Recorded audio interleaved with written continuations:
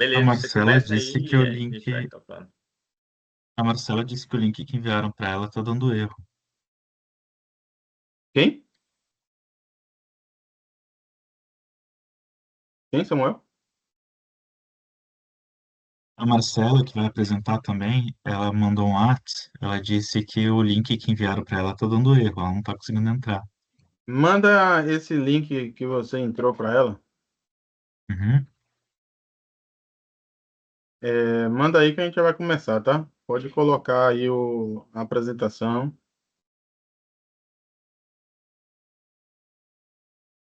Aí que vai ser o primeiro. Bom, então já está gravando. Boa tarde a todos e a todas novamente. Vamos começar aqui a sessão técnica de comunidades e cidades e comunidades mais sustentáveis. E o primeiro trabalho que vai ser apresentado é a integração de geoprocessamento e fluxo de materiais, reparo de eletrônicos na enchente de maio de 2024. Os autores aí, Samuel do Nascimento de Campos e Carlos Alberto Mendes Moraes. Então, Samuel, pode compartilhar a apresentação e começar, tá? Lembrando que todas as apresentações vão ter 10 minutos de duração, com 5 minutos aí para perguntas e considerações, tá? Quando estiver pronto Certo. aí, pode começar. Vou botar um cronômetro aqui para eu poder controlar meu tempo, não estourar, tá? Então, meu nome é Samuel, tá? Eu sou, na realidade, geógrafo, sou mestrando em Engenharia Civil, do PPG Engenharia Civil da Unicinos, tá? Faço parte do NUCMAT, que é o Núcleo de Caracterização de Materiais, tá? O NUCMAT, ele tem já uma história bem prolongada aí em relação aos resíduos, né? Pesquisa em relação aos resíduos, e vem se expandindo nessa questão ambiental, né? Abrangendo outros assuntos dentro desse tema, e eu entrei justamente para trabalhar essa questão das cidades, tá? Esse artigo, ele é uma possibilidade de trabalhar a minha bagagem da geografia, a bagagem que eu trago da geografia, e integrar com algumas ferramentas técnicas próprias da engenharia civil, porém ele veio de uma demanda emergencial, né?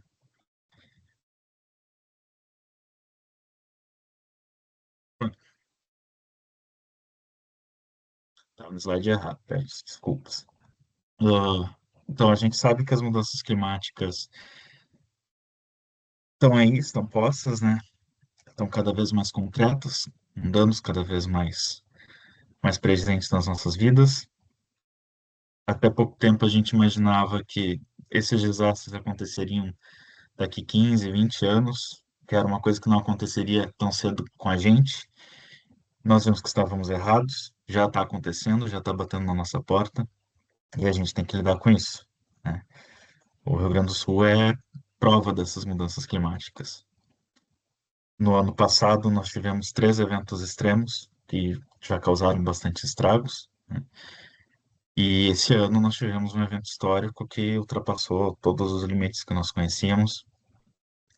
Estima-se um prejuízo econômico na casa de 10, 12 bilhões de reais. Eu imagino que possa ser mais até, né? 300 mil casas atingidas em todo o estado.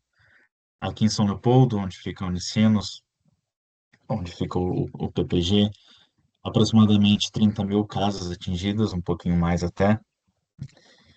E só que qual é o tamanho disso, né? Se são 30 mil casas atingidas, podem ser 30 mil geladeiras descartadas, 30 mil micro-ondas, 30 mil móveis diversos que tem dentro de uma casa, eletroeletrônicos, eletrodomésticos. Tudo isso vira resíduo. Na emergência de descartar tudo para tentar reconstruir, viram pilhas e pilhas de. Meu orientador me proibiu de usar a palavra lixo, mas é o que acaba virando no fim das contas. Vai para aterro sanitário, vai para os descartes mais. Para o que dá para fazer naquele momento.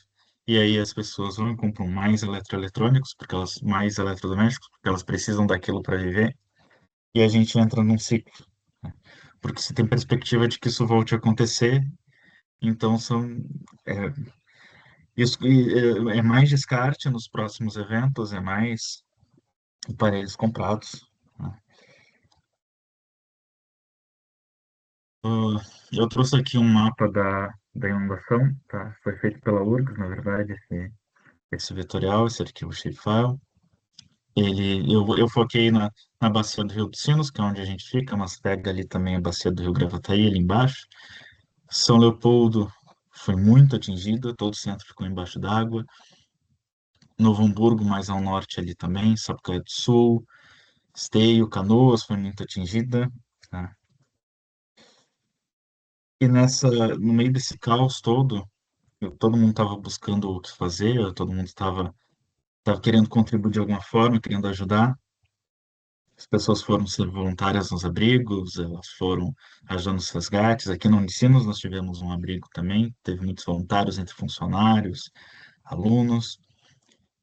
E aqui na Escola Politécnica surgiu então a iniciativa de reparo dos eletroeletrônicos, porque em parte certamente querendo ajudar as pessoas, né, querendo reduzir um pouco dessa perda delas, mas também pensando, poxa, se a gente quer cidades mais sustentáveis, se a gente sabe que esse tipo de coisa vai continuar acontecendo, a gente tem que buscar caminhos de tentar reduzir essa perda, tentar reduzir essa quantidade de resíduos gerados e, enfim.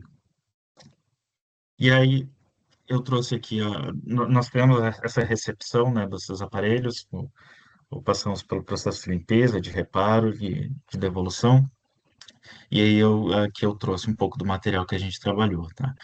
Em parte de cima eu tenho um modelo da planilha, uma amostra, na verdade, dessa planilha de recepção. Tinha muitas outras informações, obviamente, mas o que nós trabalhamos efetivamente aqui foram essas informações, tá? Para trabalhar essa questão da espacialização, né?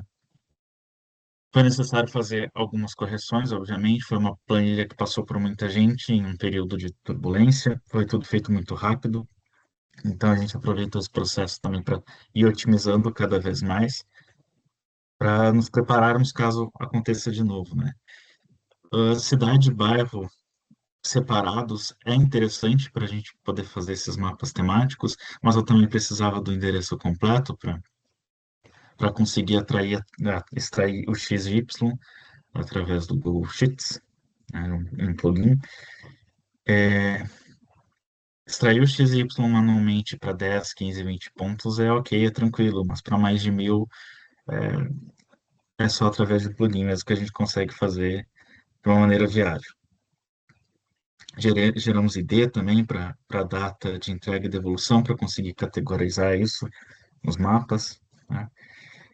E o resultado, o primeiro resultado, assim, mais relevante, entre os muitos mapas que nós geramos, né, acaba sendo mesmo de data de coleta e data de devolução, tá? É, num primeiro olhar, o mapa de data de coleta parece um pouquinho bagunçado, assim, mas porque muitas pessoas ainda entraram nas suas casas para tentar resgatar o que tinham, enquanto ainda era tempo, assim, na visão delas, porque já estavam embaixo d'água. Mas, de modo geral, a cor vermelha indica as datas mais antigas e as cores mais claras mais recentes, né?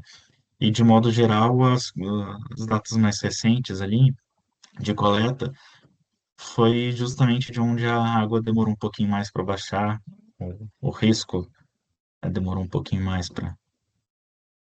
E na data de devolução, inicialmente, a ideia era consertar e já devolver, né? Só que isso nem sempre é o melhor caminho, visto que às vezes a gente recebeu um eletroeletrônico de uma área que está mais próxima ao rio e, consequentemente, mais suscetível à inundação, só que não dá para devolver ainda, porque a pessoa ainda estava embaixo d'água. Então, tendo essa espacialização, a gente consegue priorizar melhor conforme a necessidade do momento, né? O segundo passo, então, era fazer uma análise, uma avaliação de fluxo de materiais, né? Eu trouxe um modelo conceitual. Basicamente, a gente tem um sistema pré-definido, a gente mapeia entradas e saídas e os estoques dentro daquele sistema, né? Conforme os processos. Aí ele tem um exemplo bem bacana, que é seria do consumo humano, né? Na pré-história, nos dias de hoje, mais para ilustrar, assim. E aí nós fizemos nosso próprio diagrama, utilizando os números de eletroeletrônicos coletados por bairro, né, e entregues por bairro também, nos permitindo ter uma certa clareza, assim, de para onde a gente deveria priorizar, com base no nível da área, coisas assim. É importante porque isso serve como subsídio para caso venha acontecer novamente um evento assim, e existe uma grande possibilidade de que aconteça, nós estarmos mais preparados, mais prontos, termos um processo mais eficiente, mais redondinho, mais adequado. E o próximo passo é pegar esse diagrama e mapear ele, deixar ele mais como um mapa temático, assim. E era isso que eu tinha para vocês hoje. E eu fiquei no tempo, eu acho. Muito obrigado. Ok, Samuel, parabéns aí pela apresentação. Trabalho importantíssimo aí nesse momento difícil, né, para a sociedade, para a comunidade local. Bom, a gente foi exatamente 10 minutos. A gente abre para pergunta. Alguém tem alguma pergunta para fazer? Abrir o chat aqui para ver. É, Gustavo, se quiser perguntar. Opa, parabéns, Samuel, pelo trabalho aí, não só pela apresentação, né, mas pelo trabalho que vocês estão conduzindo. É bem interessante mesmo esse assunto e vocês aí, né, fazendo aquela extensão com o pessoal, né, trabalhando para ajudar. A minha pergunta não é exatamente sobre a sua apresentação, mas é sobre o seu trabalho. O reparo desses eletroeletrônicos, eles foram feitos dentro da Unicinos? Vocês têm uma oficina? Como é que funciona mais ou menos essa questão? Sim, foi feita a recepção na própria Escola Politécnica. Foi reservada uma sala ali, tem os laboratórios, né, do PPG. E, foi uma parceria, na verdade, entre o PPG de Engenharia Civil, da Elétrica e outros cursos. E aí nós utilizamos os laboratórios da Unicinos mesmo para fazer a coleta, a limpeza, o reparo e a devolução. Boa tarde. Qual o tamanho da equipe de vocês, em média? Você tem noção? Quantas pessoas participaram disso? Achei Ah, interessante. eu não sei te precisar um número agora, mas é um número bem grande, Posso, assim, porque posso são a maioria comentar? de voluntários, né? A Coloquei maioria no de chat voluntários, uns ali. podem hoje, outros não.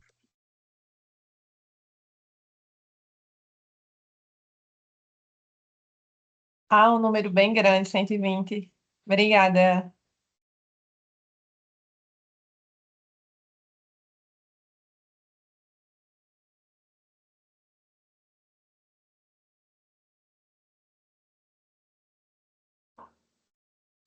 Alguma pergunta mais?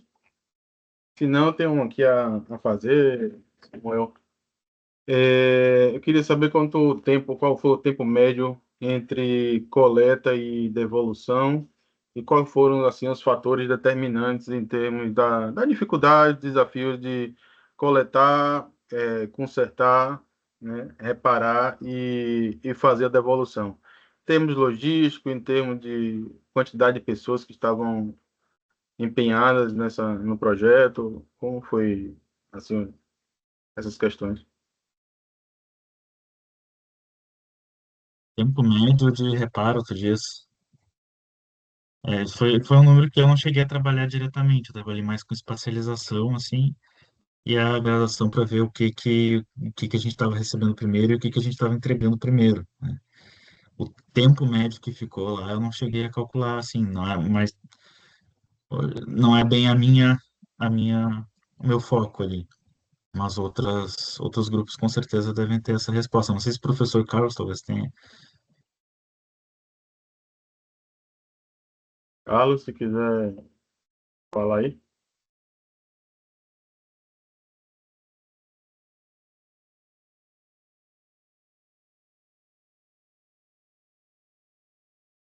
Ah, Oi, beleza.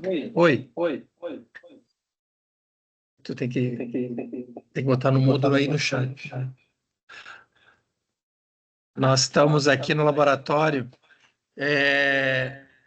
na sessão 3 às 15h30, né, nessa de cidades, a Aline vai fazer uma apresentação, vai apresentar o trabalho específico de reparo, né?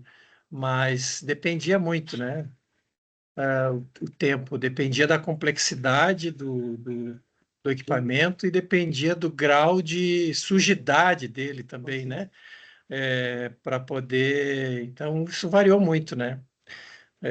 Às vezes levava, por exemplo, um computador para tentar limpar um computador as chances de limpeza de um computador foram muito baixas, né? É, elas levavam às vezes 2, 3 dias para fazer toda a limpeza. Quanto que uma sanduicheira, por exemplo, em 1 hora o voluntário conseguia fazer a limpeza, né? Então dependia muito dessa complexidade. Não sei se saiu alguma recomendação, uma lista assim, o que é que deveria ser feito em termos dos equipamentos ou a própria população, né? Apesar de numa situação dessa, eu acho que tomar uma ação em termos de prevenção aí de preservar os equipamentos é meio complicado, mas saiu de alguma assim Ah, indicação de sim, vocês, estratégia de como seria essa gestão, tanto pelo usuário como para vocês assim do projeto? sim, sim. A gente, na verdade, tá com essa ação de extensão ainda acontecendo, né? Nós recebemos mais de 1.200 equipamentos. Estou fazendo spoiler aqui da apresentação da Aline, é, mas a gente ainda está com essa ação acontecendo, nós ainda temos uma grande quantidade de equipamentos que estão sendo limpados e reparados, e a gente sim construiu alguns, e estamos construindo, né? A gente está construindo desde o que as pessoas devem fazer em relação às suas instalações elétricas, isso até já tem um documento pronto, né? A gente vai publicar em breve um guia. É, com relação aos eletroeletrônicos, né? A recomendação que eu posso dizer aqui, assim, em viva voz e para as pessoas, assim, o fato de um equipamento ter ficado debaixo da água não significa que ele estragou. O que não pode é ligar ele, né? Ligar ele molhado, aí é pedir para ele queimar e também a pessoa levar um baita choque, né? Então, na verdade, assim, quando acontece esse tipo de coisa, a, a- a primeira ação é desligar todos os disjuntores da casa, né? E depois retirar todos os equipamentos e buscar essas soluções. Algumas coisas muita gente conseguiu fazer em casa, né? Então teve muita gente com pouco já com um certo conhecimento. E a outra questão é que não tem limite isso, não tem formação que impeça da pessoa desmontar um equipamento eletroeletrônico. Esse foi uma descoberta muito legal aí, em que as pessoas romperam essa barreira aí né, do medo que se tem do equipamento eletroeletrônico, né? Mas a gente vai estar publicando aí alguns guias, estamos em construção nesse momento, com alguns alunos participando, tanto da pós-graduação quanto da graduação, e a gente vai estar publicando em breve. Maravilha. Parabéns aí pelo trabalho de vocês. Excelente, hein? Bom, deu tempo aqui, Samuel. Então a gente vai passar. Novamente, parabéns aí pela apresentação. Gustavo, se Obrigado. quiser fazer a chamada aí do próximo trabalho. Beleza. A gente vai agora para o trabalho 2, né? Modelo computacional para estudo do potencial agronômico do lodo de estação de tratamento de esgoto. Os autores já estão por aí, podem apresentar aí, colocar a apresentação na tela. Vocês conseguem me ouvir? Sim, Não vou. Ah, tudo bem. É porque a internet aqui não está muito legal, então se eu travar e vocês puderem me finalizar. Tá, eu vou. Um segundo que eu vou compartilhar aqui.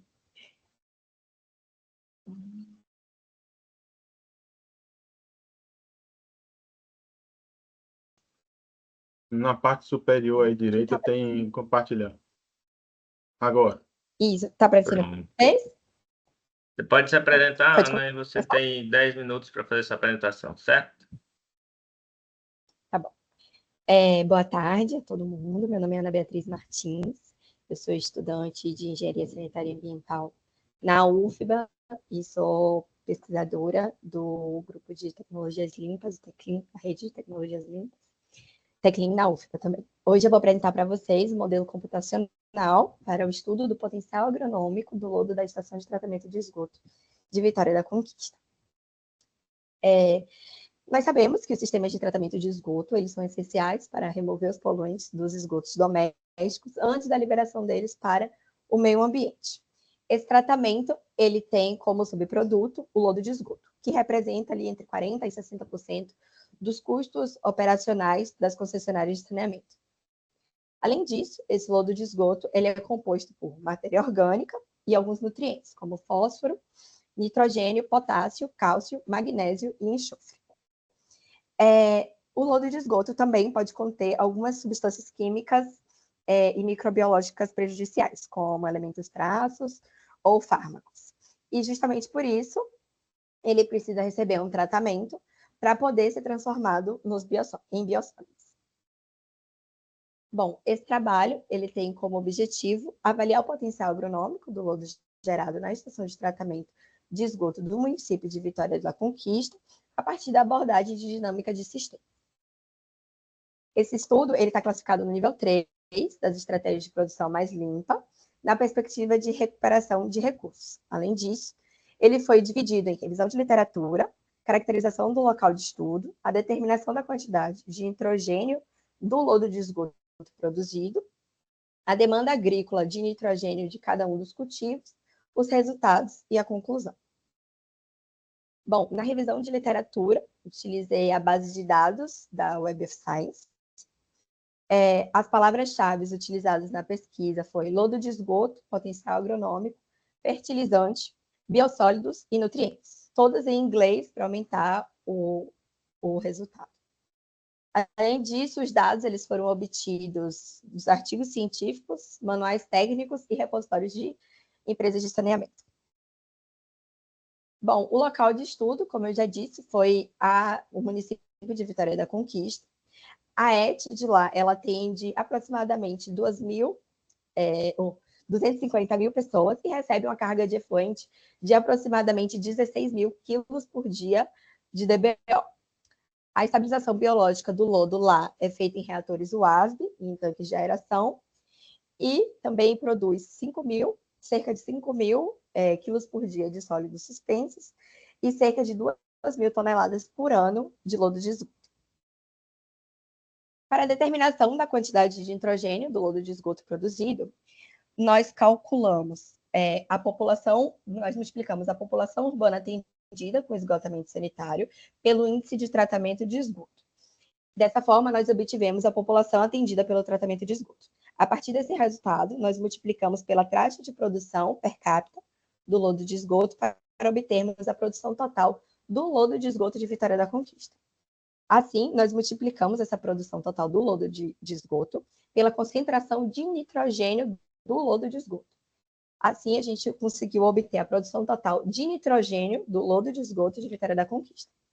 Por fim, nós multiplicamos essa produção total de nitrogênio pela taxa de volatilização de nitrogênio, que é de 50%, de acordo com a literatura, e nós obtivemos a produção total de nitrogênio que seria produzido no biossólido de Vitória da Conquista.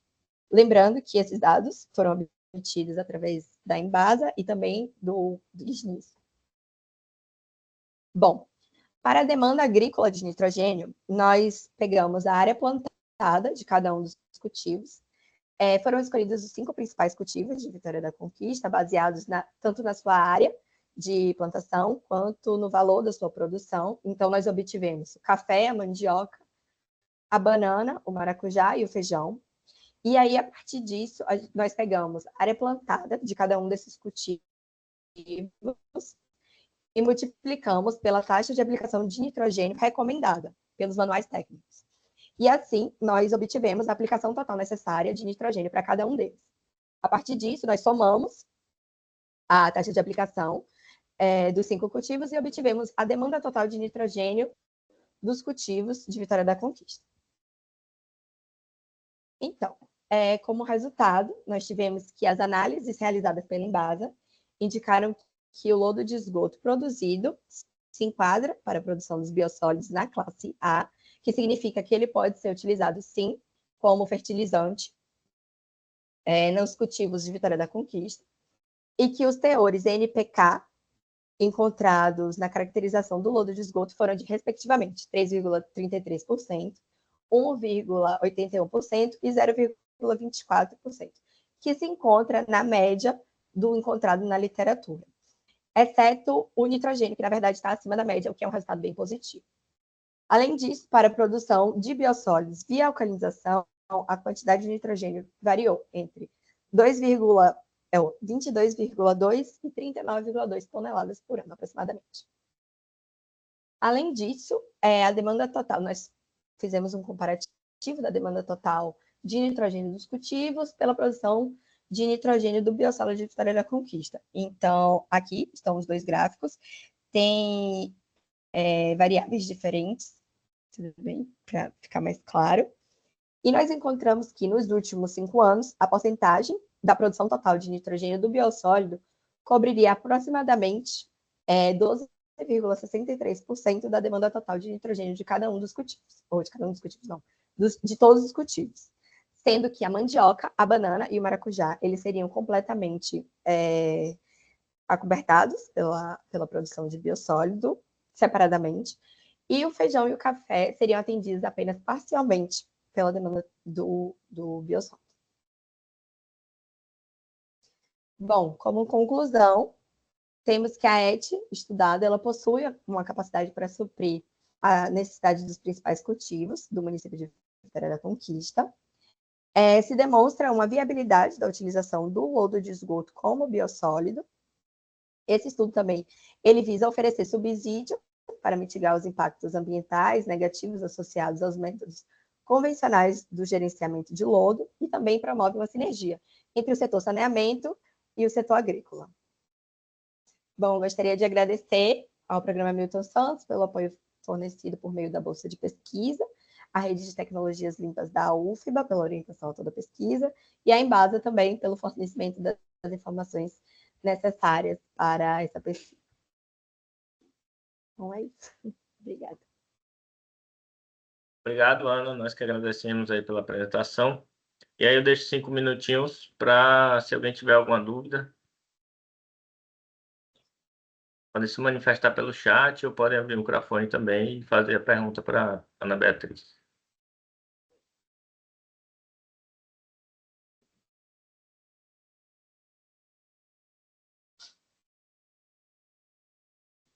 Bom, enquanto ninguém se manifesta, eu tenho 2 perguntas, Ana. A primeira é por que Vitória da Conquista, né? Qual a importância da cidade nesse quesito? E a segunda é se você já tem alguma relação, alguma coisa no trabalho de vocês que já pensem em implantar essa questão da utilização de biossólidos para o uso agrícola, né?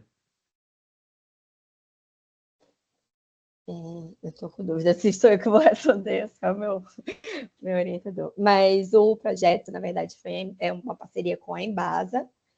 Então, o município e tudo mais foi escolhido por eles.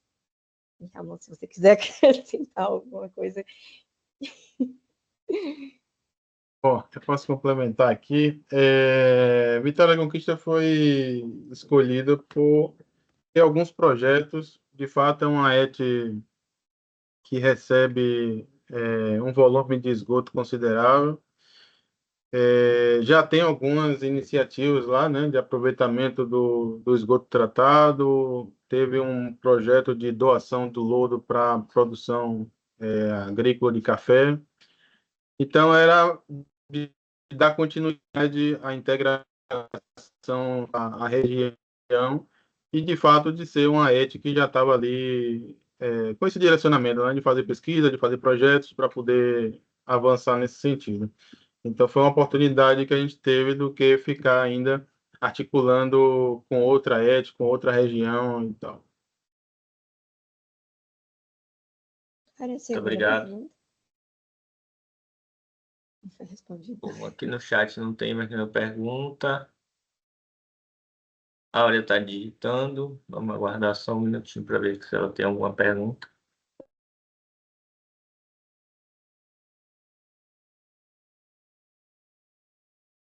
Beleza, parabéns mais uma vez, Ana. E aí eu passo a palavra para o professor Ramon para ele dar continuidade aos próximos trabalhos. Bom, vamos lá. Então, a próxima apresentação vai ser do Tarciso, com um trabalho intitulado aí Educação para o Reuso e Reciclagem, Experiência Extensionista de Integração. Bom, Tarciso, pode compartilhar sua apresentação. Você tem 10 minutos aí de apresentação e depois 5 de considerações e perguntas, tá bom?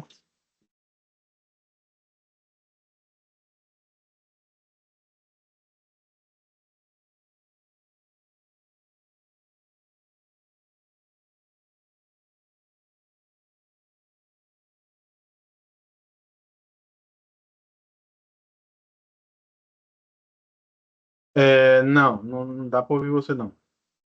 Tá mudo.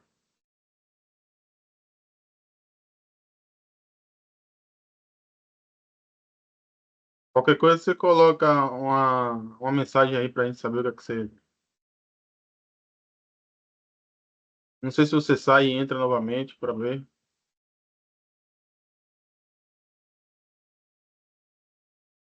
Tem a aba microfone, seu microfone tá desligado em cima. Fala aí. Não. Bom, Acho melhor sair e entrar novamente, porque foi o uso do fone, Tarciso.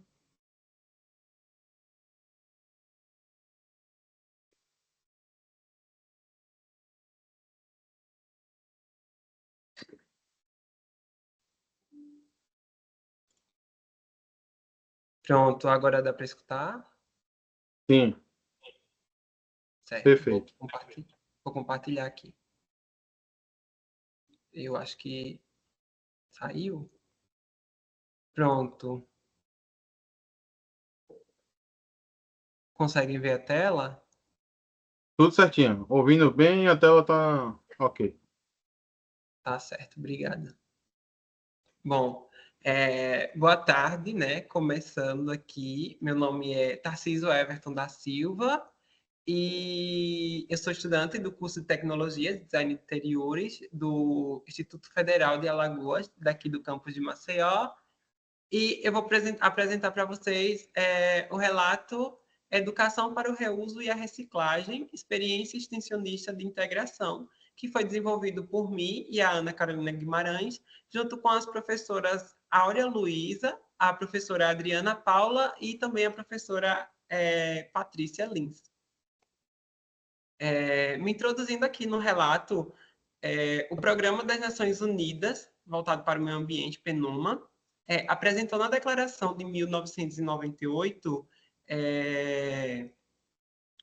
alguns princípios, né, um conjunto de princípios que, implementados, eles contribuem para o aumento da conscientização. E esses princípios que mais se destacaram foram os princípios da conscientização, o da educação e treinamento, e também o princípio da comunicação, que destina o compartilhamento de experiência por meio de diálogo. E essas ações educativas direcionadas à produção mais limpa, para evitar e minimizar a geração de poluentes, ou para o reuso e a reciclagem dos materiais, elas incentivam a mudança de posicionamento ambiental nas comunidades a olhar esses materiais como bem social, econômico e também ambiental.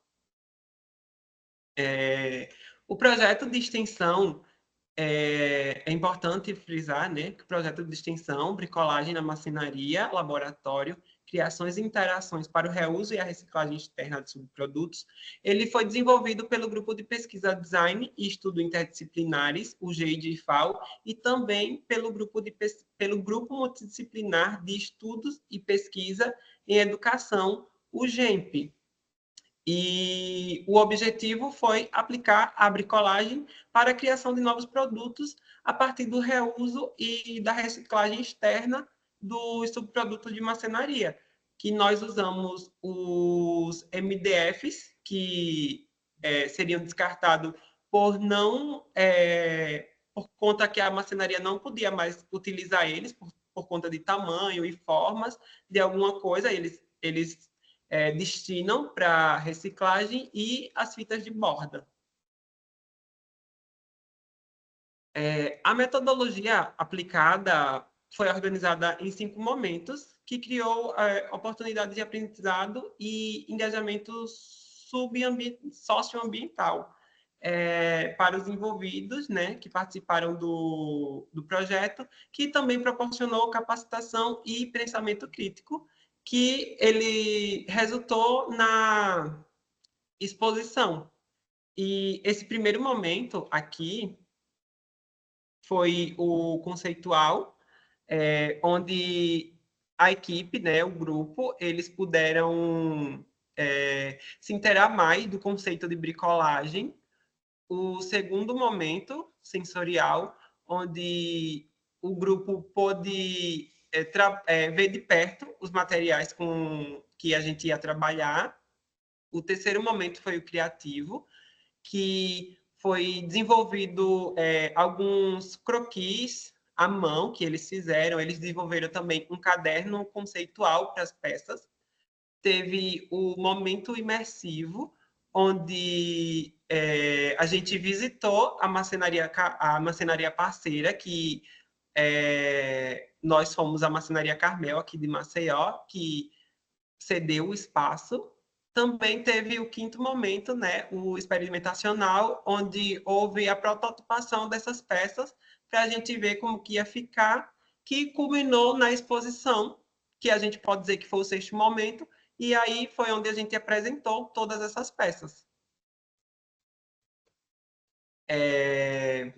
Com a compreensão do leque de possibilidades criativas, possibilitou essa percepção de inúmeras maneiras para reutilizar esses subprodutos de MDF e também da fita de borda, que seriam descartados.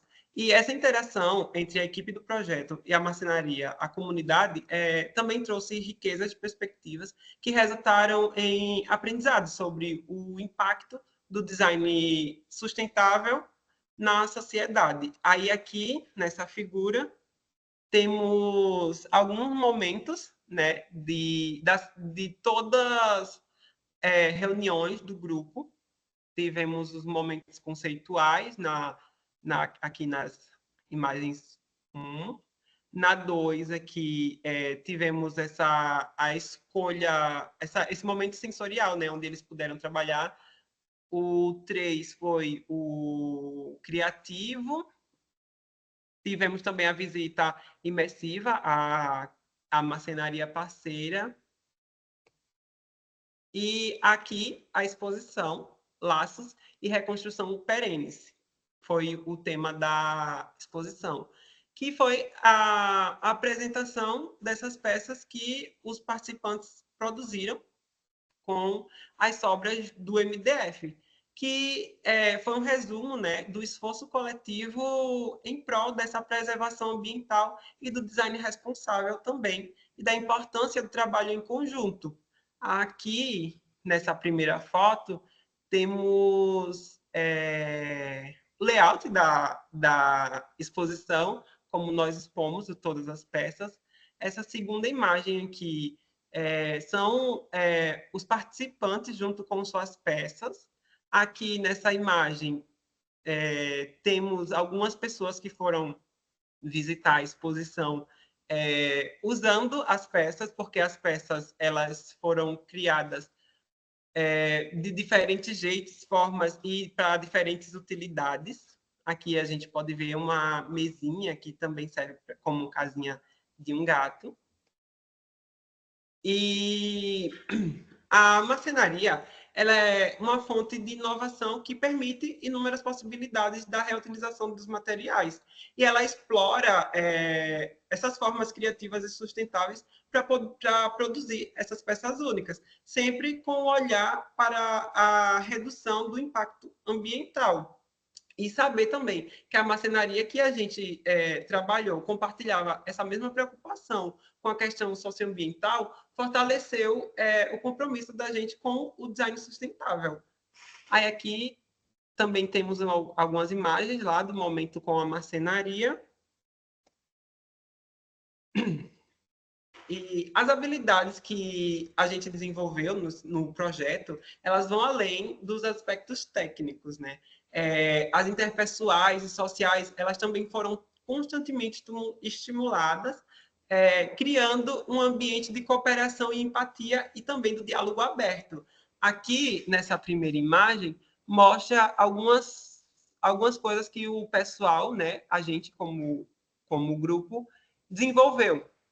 Aqui tem os croquis, o caderninho conceitual, aqui está os materiais, né, que são as sobras do MDF. Aqui também é outro caderninho que foi produzido. E aqui mostra a interação do grupo, do grande grupo, né, onde todo mundo coopera, trabalhou em equipe, na verdade. Aqui. O nosso projeto ele atingiu o nível 3 de produção mais limpa, da P+L, que também é conhecido como boas práticas operacionais, com planejamento das ações que conduziram os participantes a projetos de design de produto, no caso as peças, para o reuso e a reciclagem externa das sobras do MDF.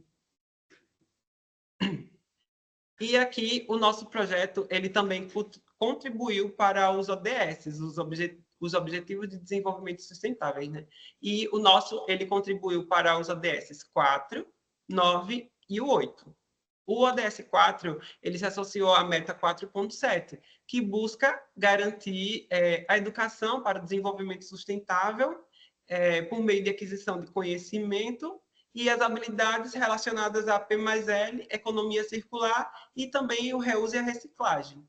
Os ODS 9 associou a meta 9.5, que fortalece, né, a pesquisa científica, melhorando as capacidades tecnológicas de setores industriais e também incentivando a inovação. E os ODS 11 contribui para a redução do impacto ambiental quanto à gestão de resíduos.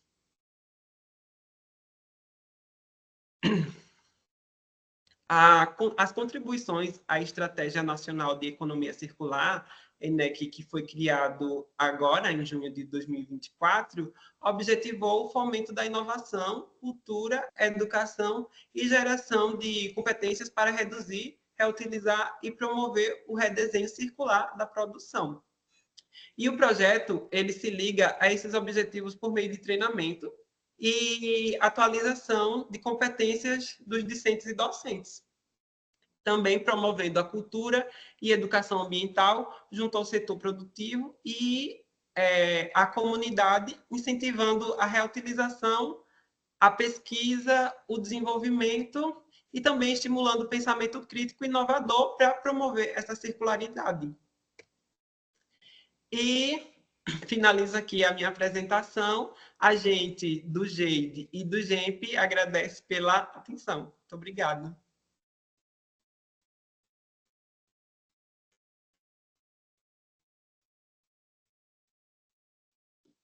Maravilha, Tarcísio. Parabéns aí pela sua apresentação. Parabéns aos Obrigado. grupos, né? Pelo excelente trabalho. Bem motivador, né? Vou entrar em contato com vocês, para a gente fazer aí uma parceria. Tá certo. Bom, tem alguma pergunta? Deixa eu ver aqui o chat. Se não tiver, eu tenho aqui. Certo. Bom, ninguém mandou pergunta ainda. Se alguém quiser abrir o microfone e também perguntar, fiquem à vontade, tá? Gustavo? Oi, Ramon. Tarcísio, parabéns pela sua apresentação. E parabéns pelo trabalho também que vocês vêm fazendo. Eu só fiquei com uma dúvida, eu não sei se você falou, mas qual foi o período que vocês fizeram essa ação até a exposição? E se vocês pretendem fazê-las, assim, uma vez ao ano, duas vezes ao ano? Qual a periodicidade dessas ações? Certo. O grupo, ele foi desenvolvido as ações em 2023, ali mais ou menos em abril, até o final do ano, que foi a exposição. E agora, nesse ano aqui de 2024, a gente parou para a produção de artigos, dos resumos e relatos, e o grupo ele tá com... Ele volta agora em 2025 também. Não é isso, professoras? Isso. Acho que a professora está digitando aí, a gente fez a ação, né, do projeto com os participantes de agosto a dezembro de 2023. Esse ano a gente fez essa pausa para até trabalhar alguns materiais internos, né, artigos, produções. A Adriana está colocando aí, a gente tem um ciclo, né, de trabalhar em abril, maio, junho e julho a formação dos discentes voluntários do projeto. E aí a gente faz a estruturação do projeto para agosto a dezembro, no segundo semestre. Então, por exemplo, no caso agora, retorno em 2025, a gente vai ter o primeiro semestre de formação da equipe e o segundo semestre de atuação. Então, eu só queria complementar que esse projeto assim, de extensão, ele é uma complementação das ações que a gente já faz com essa marcenaria, né?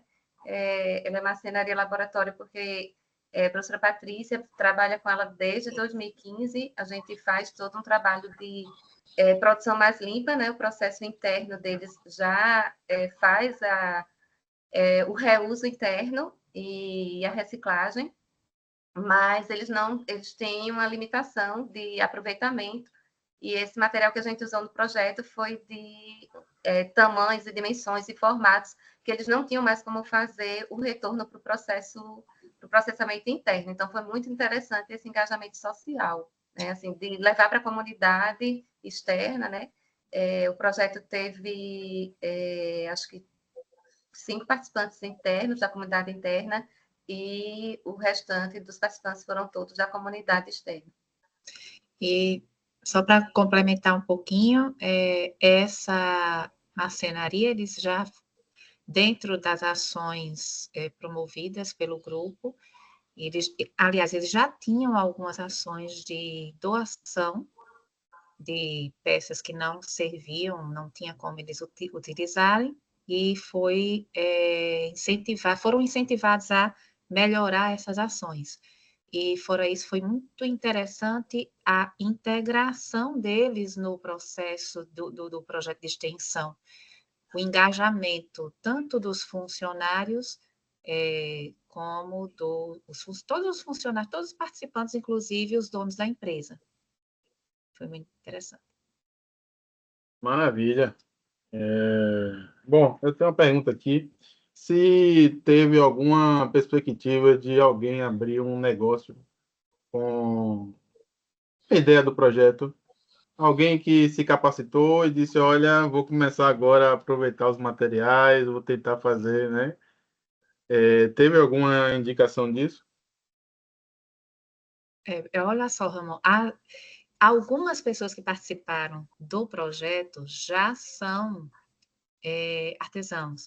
Então, aí eles tiveram algumas ideias, assim, para, a partir disso aí, gerar alguma renda com essas sobras doadas, né? Mas nós não temos notícia de tipo, se já fizeram, como foi que aconteceu na sequência para cada um deles, né? Mas as ideias surgiram, inclusive, da produção das peças, como surgiram vários produtos, esses produtos, cada um dos participantes tem uma visão, alguns querem fazer um processo de patente ou alguma coisa nesse sentido, mas assim, são situações que a gente vai acompanhando, né? Tá acompanhando todo o envolvimento deles, né?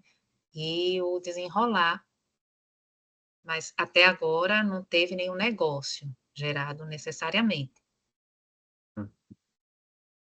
Ok, maravilha. Bom, a gente até já passou um pouquinho do tempo aqui. Parabéns novamente aí aos grupos, a Tarcísio aí pelo desenvolvimento da pesquisa. Bom, a gente vai passar então para a última apresentação, Gustavo. Oi, o próximo a apresentar é Projetos de Regularização, Gerenciamento e Adequação Ambiental de Oficina Mecânica em São Leopoldo.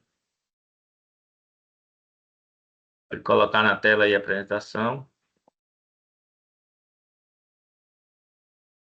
Olá, boa tarde, Boa tarde. Tudo bom, Marcela? tudo bem?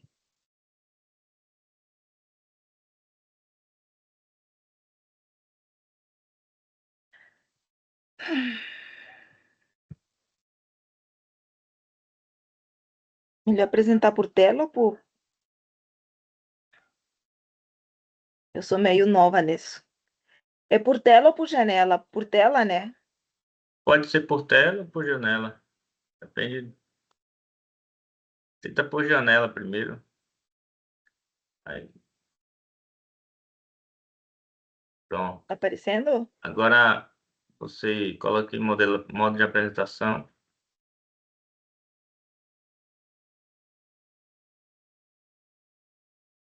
Só um pouco. Isso.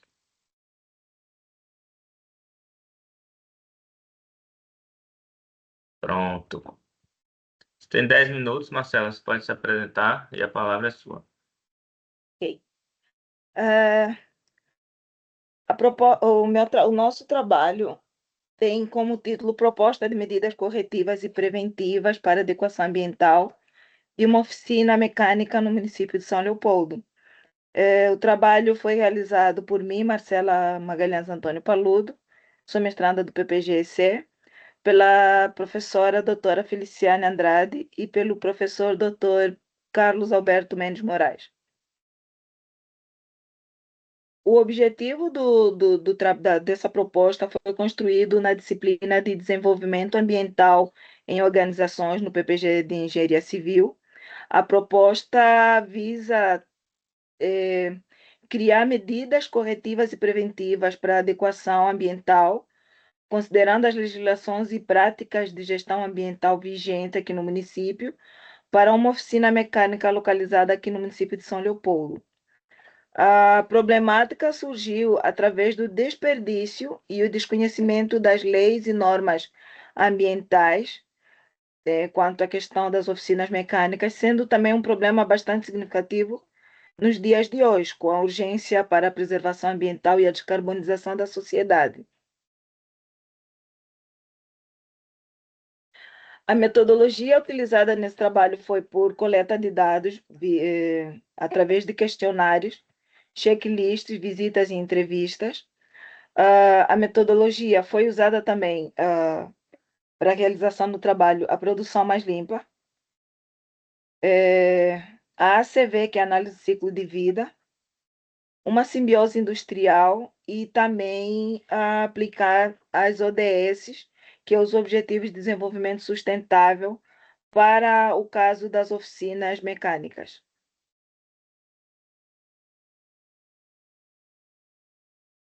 Os resultados do meu trabalho. Através das entrevistas e visitas na oficina, né? O trabalho foi realizado todo dentro dessa oficina.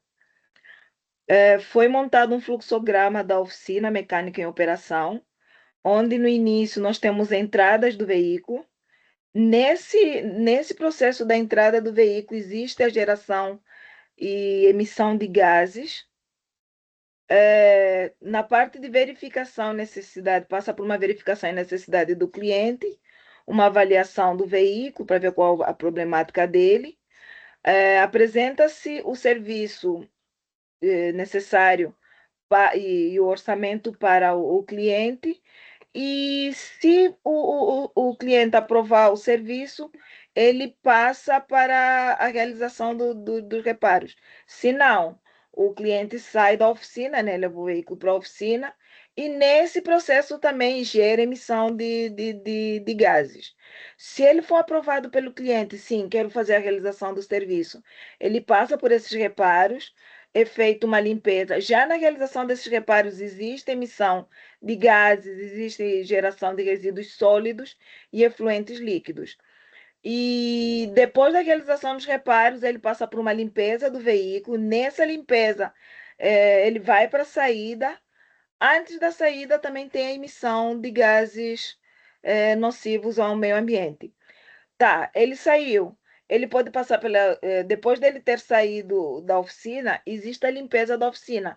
Nessa limpeza também existe geração de resíduos sólidos e efluentes líquidos.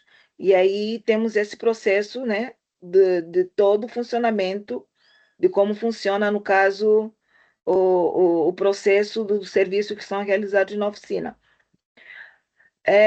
Foi feito também através da metodologia que a gente usou, um diagrama de blocos do processo produtivo, onde foi apontado alguns aspectos e impactos ambientais desse serviço, que nem já foi relatado no fluxograma. A gente vê que tem toda uma entrada, que é fluidos, lubrificantes, reposição de peças, embalagens, EPIs, canetas, mão de obra.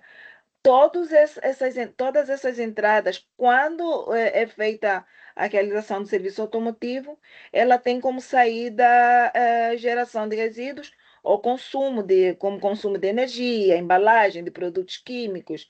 É gerado nessa saída também estopas de panos contaminados, peças de metais usados, ferramentas, gastos de papel. Existe uma gama como é que eu posso dizer, de impactos para o meio ambiente na realização desses serviços a partir da entrada de todo o material que é usado nessa oficina mecânica. A proposta. Foi proposto que se fizesse o levantamento dos aspectos ambientais e os seus impactos. Então, através do processo, a oficina mecânica, ela trabalha com 3 serviços, que é a mecânica, ar-condicionado e elétrica. Que nem a gente vê, no processo de serviço, foi verificado que no processo de troca de peças e acessórios, como aspectos ambientais, temos a geração de resíduos sólidos, né? E com essa geração de resíduos sólidos, se esses resíduos não forem adequadamente descartados, traz impactos ambientais como contaminação do solo. Nessa troca ainda de peça pode existir o vazamento de combustíveis, queima de combustível, que traz consigo impactos como contaminação do solo e da água, comprometimento da saúde humana e risco de incêndios. Ainda na troca de peças, se as peças não tiverem uma destinação adequada, né, desses resíduos nessa troca de peças de acessório, existe a possibilidade também da poluição do solo e da água. Na parte mecânica, existe a geração de efluentes líquidos, oleosos e contaminados, e com essa geração, se não houver um descarte apropriado, tem o risco de poluição do solo e da água. Na mecânica também surgiu os aspectos de geração de resíduos sólidos diversos, como panos, estopas, embalagens contaminadas, e se esses resíduos não forem adequadamente separados e reciclados, né, ou separado e tendo a destinação correta, ele também causa contaminação do meio ambiente. Na elétrica, existe o acúmulo de resíduos sólidos recicláveis e não recicláveis, e como impacto a contaminação do meio ambiente e poluição visual. Ainda tem o uso de energia elétrica e produtos químicos, e como impacto tem o consumo de recursos naturais e contaminação do solo e água. Na refrigeração, existe a possibilidade de vazamento de gás refrigerante e que traz, na verdade, acarreta para o meio ambiente poluição do ar. Através da nossa metodologia também foi possível fazer um levantamento. Não conseguimos, por conta do tempo que a gente usou para fazer o serviço, e como tivemos a enchente, isso delimitou bastante o tempo de trabalho na oficina, porque foi uma das oficinas que também foi afetada pela enchente aqui no município. Por conta disso, a gente não conseguiu quantificar os resíduos gerados na oficina, mas trouxemos, entretanto, os tipos de resíduos que são gerados, qual é a classe do resíduo, se ele é perigoso ou não perigoso, o acondicionamento dele, como é feito esse acondicionamento, ou como deve ser feito esse acondicionamento, e o armazenamento até a destinação final. Para os metais, apesar de não terem sido quantificados, eles estão na classe de não perigosos, são acondicionados em lixeiras e o armazenamento é feito externamente.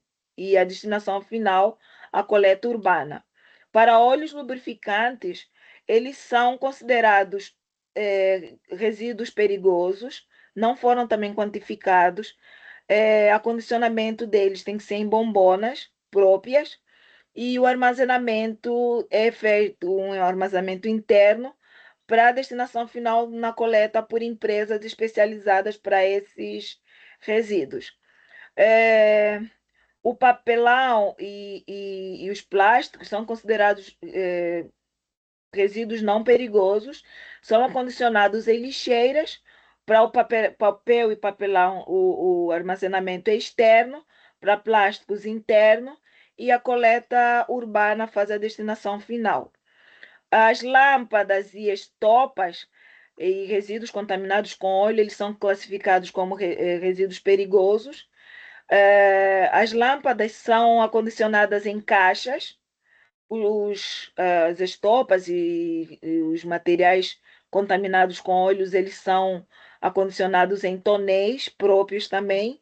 O armazenamento de ambos é feito internamente e para as lâmpadas, ponto de coleta e para as estopas, coleta urbana.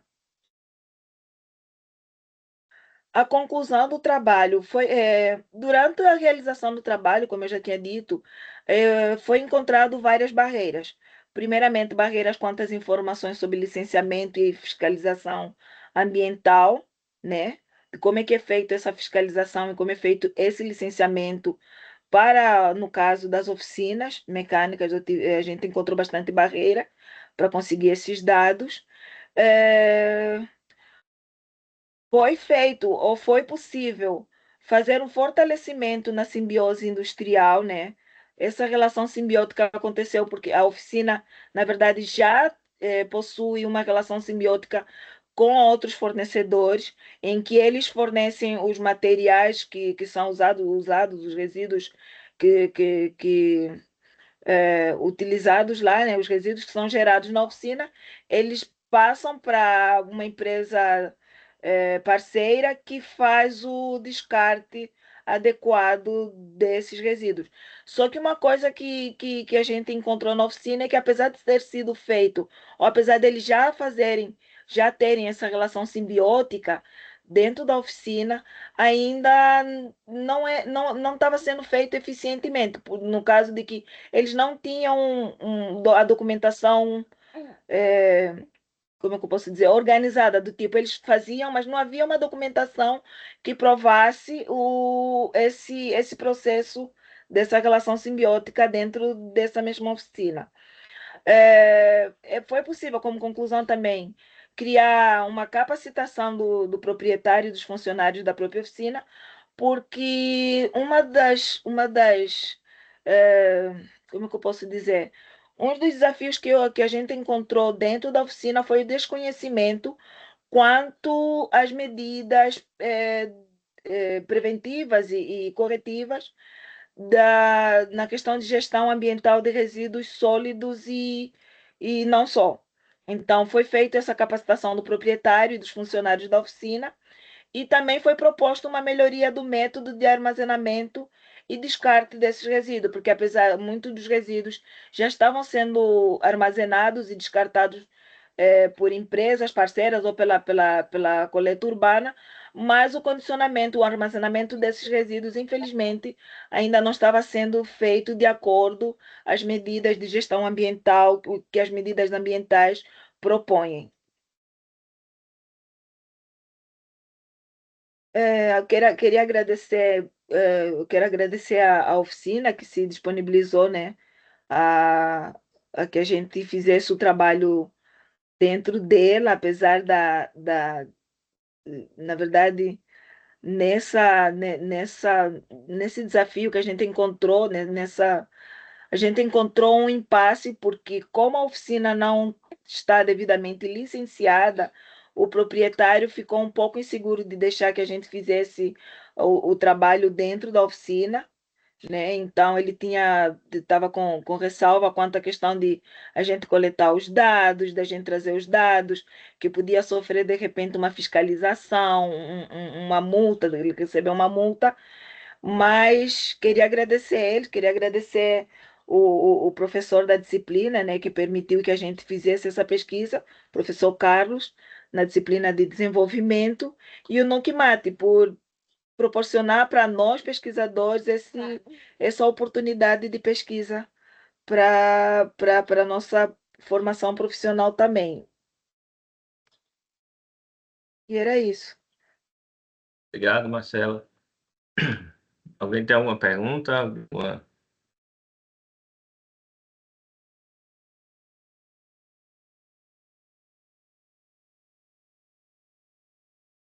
Ou eu tenho, Marcela. Vocês Eu vou chegaram a botar aqui fazer só um pouquinho. alguma... Eu vou botar aqui nas perguntas, vai aqui. Seguindo Sim. aí? Certo. Professor Ramon levantou a mão. Pode falar, Ramon. Depois eu faço a minha pergunta. Bom, Marcela, você apresentou aí a questão dos aspectos, impactos ambientais e mostrou uma tabelinha ali que é bem típico, né, de um PGRS, armazenamento, destinação e tal. E eu queria saber se você chegou a fazer um mapeamento de alternativas, oportunidades para a não geração desses resíduos, né? Como é que ficou esse levantamento dessas medidas?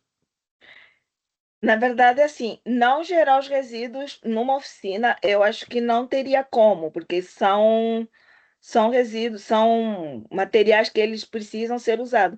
Na verdade, o que foi feito é uma proposta de, eh, como é que eu posso dizer, materiais mais sustentáveis. No caso, de repente, trabalhar na questão da energia, por exemplo, a possibilidade de se montar uma mini usina solar fotovoltaica na oficina, porque essa oficina, apesar de ser de pequeno porte, o proprietário informou que ele está fazendo a mudança para uma oficina um pouquinho maior. Então, quando a gente fez essa proposta, quando se pensou na proposta, é uma coisa que já está em andamento, essa oficina maior. Então, a gente pensou na proposta, trabalhou com essa oficina, mas trazendo a proposta para a próxima. Na questão, trouxe proposta de materiais mais sustentáveis, que nem o reaproveitamento, se calhar, da água, usar materiais mais sustentáveis na questão como é que eu posso dizer? Que nem combustíveis mais. Agora me fugiu a palavra. Existe um tipo de combustível que não necessariamente o combustível o que eles usam lá, que tenha um selo, acho que é isso que se fala, o selo sustentável, né? Um selo ambiental sustentável, porque eles não têm isso, eles nem conheciam.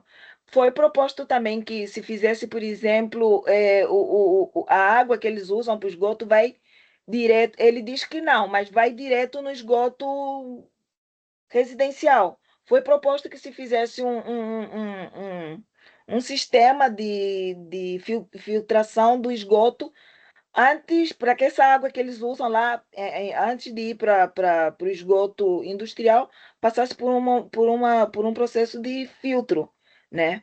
Então, foi também proposto que nem a questão do papel. Eu vi que eles são ainda muito rudimentares, eles ainda trabalham com a questão de papel, como é que se diz? Ai, como é que chama? Quando eles fazem o orçamento é todo feito no papel, sabe? Faz a impressão. De repente usar uma forma de impressão, ou que nem entregar o trabalho. Se você viu no final, lá eu tive que entregar o trabalho impresso. Apesar de eu ter a opção de mandar por e-mail, por exemplo, eles não têm um sistema, como é que eu posso dizer, digitalizado, né? Ele tem tudo aquela forma mais rudimentar mesmo. Então, foi propostas ações assim. que nem, não vai usar mais óleo. Não tem como numa oficina não usar-se mais o óleo, por exemplo. Mas propôs-se que fizesse o descarte, por exemplo, de pneus, a coleta que ele fizesse na questão do ACV. Ele podia estar ganhando dinheiro, uma coisa que eles não fazem, ele apenas descarta o óleo. A empresa vem e pega, sendo que ele podia vender, por exemplo, porque tem opções para esses resíduos serem reutilizados de alguma forma. Que nem os pneus têm forma de ser usado, esses pneus, na questão de reuso, por exemplo. Tem muita coisa que pode ser reusada e eles acabam não fazendo esse uso, fazendo a substituição. Então, foi mais isso assim, uma proposta mesmo de prevenção e correção do que eles estavam fazendo errado. Que nem o lixo, eles acondicionam lixo, plástico, papelão, tudo junto no mesmo recinto, sabe? E não é feita uma separação desses resíduos, por exemplo. Foi proposto que se fizesse a separação adequada de cada resíduo e que tivesse, tanto é que eu imprimi para eles a cartilha da coleta seletiva, né? Onde ele tinha como é que podia ser feito a seleção de cada resíduo. Porque, na verdade, tirar os resíduos, não ser utilizado esses materiais na oficina, acho que não seria possível, mas podia ser usado materiais mais sustentáveis e ser feito como é que se diz? O descarte apropriadamente. Obrigado, Marcela. Caterina levantou a mão, se puder falar. Está com a palavra, Caterina. Sim, estão me ouvindo bem? Sim. Boa tarde. Não, me interessou esse assunto falar. Eu sou de Esteio, aqui da região também de São Leopoldo. Sou da Unicinos também. E, na verdade, meu marido tem uma oficina de caminhão, tá? E eles estão nesse processo de regularizar. É uma burocracia gigante aqui no município. Mas pelo que tu está falando, né, me chamou a atenção, em São Leopoldo não tem, aqui eles têm uma exigência de que tem que ter o filtro, né, por causa do óleo, porque no lavar a mão vai o óleo. Então, aqui em Esteio tem uma burocracia gigante, eles estão há mais de um ano, assim, num processo de tentar concluir uma obra e regularizar. Mas, assim, na questão que eu queria colocar era nessa questão da venda dos resíduos, né? Sim. Eles conseguem vender, por exemplo, as peças que são descartadas para ferro velho. Sim. Só não tem, assim, não existe os ferro velho, por enquanto, hoje não tem uma emissão de nota, por exemplo. Eu não sei também se a legislação ambiental exige isso. A princípio, o que nos passaram ali, que passaram para eles precisam registrar lá na licença ambiental a cada 6 meses, foi que a prefeitura passou, a coleta do óleo, né, tem que ter a nota do comprovante da coleta do óleo e das estopas. Né? Então, a mesma empresa que recolhe a estopa suja de óleo, ele também recolhe o óleo. Então, como eles revendem o óleo, uma coisa assim, então acaba não tendo custo para a empresa. Sim. É a mesma empresa que pega os dois resíduos, acaba não gerando nenhum custo nem para um nem para outro. E o ferro velho, só que não tem nenhum registro. Mas a licença, pelo menos aqui no município, né? Não sei se é nacional, enfim, mas foi a orientação que eles nos deram, que a cada 6 meses tem que colocar lá no site da licença ambiental da prefeitura esse comprovante da nota do recolhimento do óleo e das estopas. Mas existem outros resíduos, tipo essa questão do filtro, também não sei como é que eles fazem a fiscalização, porque realmente não ficou Desculpa, claro. chegou cortado, não entendi. Oi? Não, cortou um pouquinho o que você falou. Qual Tá. resíduo? Não, o óleo e as estopas têm a legislação ambiental, tem essa regra, tá? No ferro velho, a princípio, não nos passaram nenhuma regra que precisa ser seguida. E na parte do óleo, da água, né? Precisa ter na construção ali no projeto esse filtro, né? Antes de chegar no esgoto, tem que ter um filtro, mas eu também não sei como é que eles fazem essa fiscalização, porque é feito, na verdade, eles só olham pelo projeto, né? Tipo, o próprio arquiteto e o engenheiro que estão fazendo o projeto, eles também não têm muito conhecimento, também estão um pouco perdidos do que tem que ser feito, como fazer, porque tem que ter um técnico que assine, enfim, tá todo mundo muito perdido nessa obra, tá? É que Porque nem as aí que pessoas que tá. fazem a obra estão muito por dentro. Mas aí que está o problema. Aqui em São Leopoldo também existe toda uma questão de norma Não é fácil de conseguir. Eu fui na Secretaria de Meio Ambiente, busquei, pesquisei no site da prefeitura. Existe tudo isso, mas, por exemplo, essa oficina pela qual eu trabalhei, ela funciona há mais de anos. E ela não é licenciada, ela não tem o licenciamento, nunca sofreu uma fiscalização. Então, precisa, que tá na documentação, eu baixei a documentação, inclusive entreguei para o proprietário essa documentação, caso ele queira fazer esse licenciamento e essa solicitação de fiscalização, porque no site da prefeitura tem a documentação toda, tem um checklist de quais são os materiais que precisam ser acondicionados, como devem ser acondicionados. Então, existe esse documento, eu consegui baixar, consegui levar junto com a proposta até o proprietário. E deixei, se ele vai fazer, eu não sei. Mas que nem ele falou, ele nunca teve. A única coisa de licenciamento que eu encontrei lá, o que é estranho, é o licenciamento dos bombeiros. Como é que os bombeiros fez uma fiscalização lá e autorizou que o estabelecimento funcionasse sem o licenciamento do próprio estabelecimento? É uma coisa que foram barreiras que a gente foi encontrando. Nunca sofreu uma fiscalização no centro de São Leopoldo. A oficina funciona no centro, não é nem em áreas suburbanas, entendeu? É área urbana que a prefeitura passa o tempo todo aí. Então, existe essa questão. Não tem. Existe a- existe como é que se diz, essa cobrança, o licenciamento, o sistema de gestão, ele solicita, ele cobra, mas cobra como se não é feito essa fiscalização? Acaba ficando Sim. assim. Não, aqui eles têm a licença de funcionamento dos bombeiros e ambiental, até tem processo de atualizar a licença ambiental, e o rapaz da fiscal ambiental, ele falou, quando tu tiver a licença, vai ter ali o que precisa ter, né, mas ele já deu uma explicada, enfim. Tem uma pergunta ali, alguém perguntou sobre o que faz com as estopas.